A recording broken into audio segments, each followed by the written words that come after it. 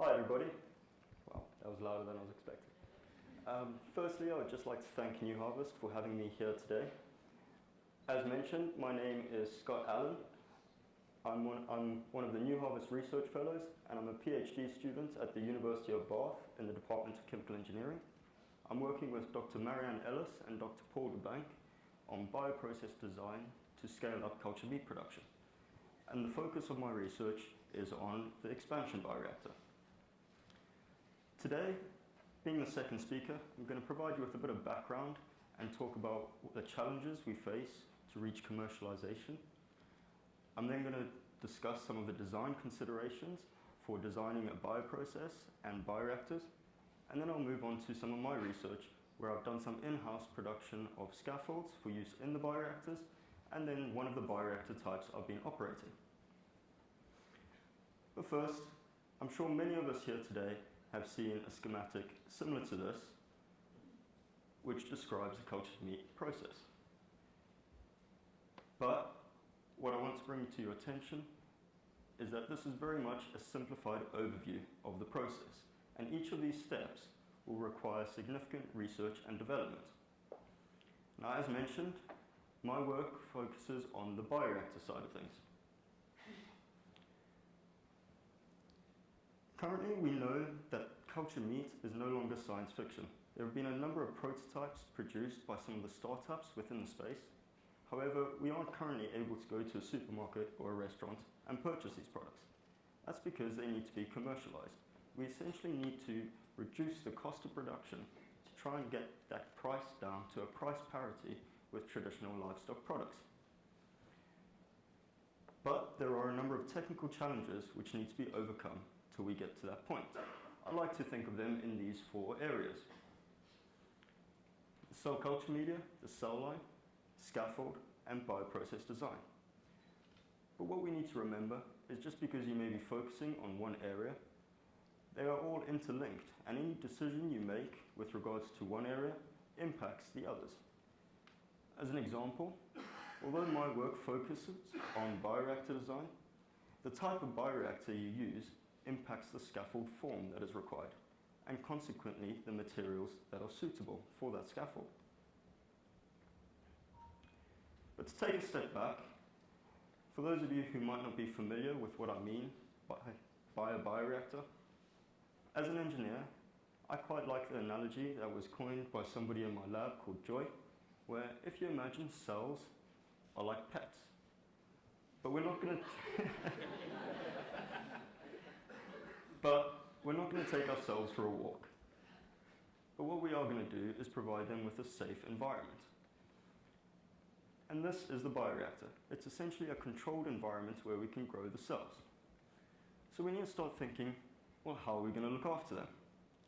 Well, we need to maintain the temperature at an isothermal condition of 37 degrees. Now, on the lab scale, that will typically be done using an incubator. But as we start getting bigger in size and scaling up, it will probably be more efficient to use a jacket with heat transfer medium. Then we need to think about the food that we supply ourselves with. Essentially, how are we going to get them to grow? Well, this is done with what we call cell culture media. But when we're thinking about the bioreactor design, we need to think about how we're going to supply that media to the cells. So there are three main operation modes. You've got batch, fed batch, and continuous. And as we start scaling up, the more efficient modes of operation are the fed batch and continuous. Now, some of you might have come across the term perfusion. This is essentially a subset of continuous operation where we actually retain the cells within the reactor. Now, this is important for us because the cells are our product of interest. So we don't want to be losing them from the reactor as we flow the media in and out. One of the benefits of operating in continuous mode is that we essentially have a constant supply of fresh substrates. But we also have the benefit of removing the buildup of toxic byproducts such as ammonia and lactate that can adjust the pH. We also need to think about oxygen. Now, this is well known to be a limiting substrate in cell culture, so we need to make sure that the oxygen concentration is the same in all areas of the reactor. So we need to think about how we're going to introduce the oxygen and also how we're going to make a homogeneous environment within the reactor. With some reactor types, this can be done by using an impeller to make sure it's well mixed. But we are dealing with mammalian cells now. They are more shear sensitive than prokaryotes and yeast, especially when we're thinking of adherent cells. We need to make sure that the shear stresses aren't high enough to detach the cells from the scaffold that they're growing on. Now this bioreactor forms an integral part of the upstream bioprocess. We recently published a review article where we discussed a number of the key design considerations that need to be taken into account when designing an upstream bioprocess. And today I'm just going to go over a few of those with you. Firstly, you need to think about the cell starting number and cell-specific parameters such as growth rate. This is important because it dictates the length of the batch time that you need to actually get your product, and consequently how much of your product you can produce within a year. You need to think about the inoculation efficiency, essentially how many of the cells that you put into the system actually take to the scaffold and the reactor. Then, for different cell types and species, the cell metabolism is likely to be different. This is going to have a knock-on effect on the overall media requirements. Now, the importance of this is twofold, both in terms of operating expenses, as it is one of our raw materials, it's a feedstock, as well as the capital expenses, as the media requirements dictate the flow rate that you supply the reactor with, which consequently has an impact on the sizing of the vessels, piping, and pumps. For different reactor types, you need to think about how you're going to introduce and remove the cells. Another important consideration is passaging. Especially for adherent cells, we need to maintain the cells within the limits of a minimum and a maximum cell density. This is important, especially for the expansion phase where we're growing the cells, to make sure that they're growing within the exponential growth phase. Finally, cleaning and sterilization. In between each batch, we need to actually make sure that we clean the system so that we prevent contamination and meet regulations. Now we can draw parallels here with some other industries such as the therapeutic protein production industry and cell therapies. The way they are combating this to reduce downtime and improve the finance of their process is through the use of single-use bioreactors. But we probably need to conduct a cost of goods analysis for cultured meat to determine whether single-use bioreactors are suitable for a high throughput, low value commodity product compared to a low throughput, high value specialist product. Plus, we also need to consider the end of life of these single-use bioreactors. The majority of them are made up of a mixture of plastics. So will they be recyclable or will they end up in landfill? So to focus more on the actual bioreactor, there are a range of different bioreactor types that we can use to move from the traditional lab-scale manual systems, such as tissue culture flasks, towards a more automated system. You have vessels that agitate to create a well-mixed, homogeneous environment, and you have reactors that are inherently perfusive, so they retain the cells without needing to be coupled with a cell retention device, such as a filter.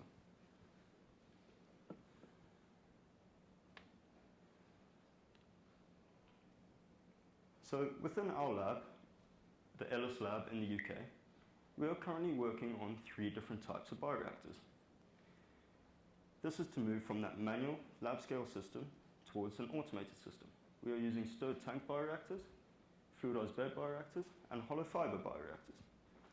Now what I want to draw your attention to is the relative volume of these reactors. Now this is a result of the cell density you can achieve within the reactor. So to explain this, for example, you can produce the same number of cells in a hollow fiber bioreactor that is 200 times smaller than a stirred tank bioreactor. Now the implications of this are that you can reduce the capital expense, you can reduce the floor and land space requirements, you can also reduce the energy the operating expenses as a result of the energy requirements to maintain it at the 37 degrees. But this does not mean that you supply less media, as you still have the same number of cells and consequently the same cell metabolism. So for those first two types of reactor, the stirred tank bioreactor and the fluidized bed, the type of scaffold you need we refer to as a microcarrier. Now, as part of my research, I've been producing these microcarriers. So I screened a range of edible biomaterials such as cellulose, chitosan, alginate, silk fibroin, and zein, the main protein found in corn. And I found that silk fibroin from silken cocoons could be turned into a solution, and then when made into a scaffold was comparable to our gold standard in lab scale culture of tissue culture plastic. So, using a 3D printed microfluidic device, we're able to produce these microcarriers. So in this video here, I've dyed the actual microcarriers blue to make them easier to see. And under a microscope, they look like this. So importantly, you can see that they are nice and uniform and spherical. They have a small size distribution. And most importantly, the murine-myoblast cell line that I'm currently using is able to attach to, remain viable on, and grow on these microcarriers. But that's for the first two types of bioreactors. So what about the third one, the hollow fiber bioreactor? Well, that requires a different scaffold form. Rather than using the microcarriers, you now need to use hollow fibers. And I apologize, there was a video there. You can see the image. Essentially, I produce it via a process known as phase inversion wet spinning. Again, this is in-house production to reduce the operating expenses. And again, the cells that I'm using are able to attach to and grow on these polystyrene hollow fibers. For those of you who might not be familiar with how a hollow fiber bioreactor works, in the bottom left-hand corner, that provides a schematic of the reactor. So if you imagine a horizontal vessel with loads of these fibers basically running along the length. If you imagine the fiber is a straw. Now this straw is our actual scaffold. So the cells are attached to and growing on the outside of the straw. We then flow the media through the middle. Now because the straw or the fiber in question is porous, this media is able to permeate and diffuse through the walls of the fibers to the cells growing on the outside. Now this is important because it decouples the cells from the shear stress of the flowing liquid, allowing us to achieve the high cell densities required. And over here, I have a photo of one of my current bioreactor setups. So what I want to draw your attention to here is essentially the amount of instrumentation that's required. This is because we've moved from a manual lab scale system towards an automated system. We need to know how the cells are doing within the reactor. And if I had a pointer, I'd be able to show you in the middle there, where it says HFB, that is the actual reactor. Now it might look small, and to be frank, it's because it is. But if you recall from one of my earlier slides, that is able to produce the same number of cells as a stirred tank bioreactor that is 200 times bigger. So there is great potential in this technology. So finally, I would just like to leave you with some concluding remarks on my research today. So to actually bring down the cost of production and make a financially viable process, we need to start considering the bioprocess design aspect of things. I've shown that we can use microfluidic devices to produce controlled microcarriers, and this technology can be translated to a range of different scaffold materials. The polystyrene membranes that I'm using to make the hollow fibers for my hollow fiber bioreactors are comparable to, again, the gold standard of lab scale tissue culture, the tissue culture plastic. And I've so far provided some proof of concept work where the hollow fiber bioreactors are used for the expansion of my muscle cells. And importantly, the fiber is used as both a source of media supply as well as a scaffold. And finally, I would just like to thank everybody who has made my research to date possible and supported me on the way. And thank you again to New Harvest for having me here today.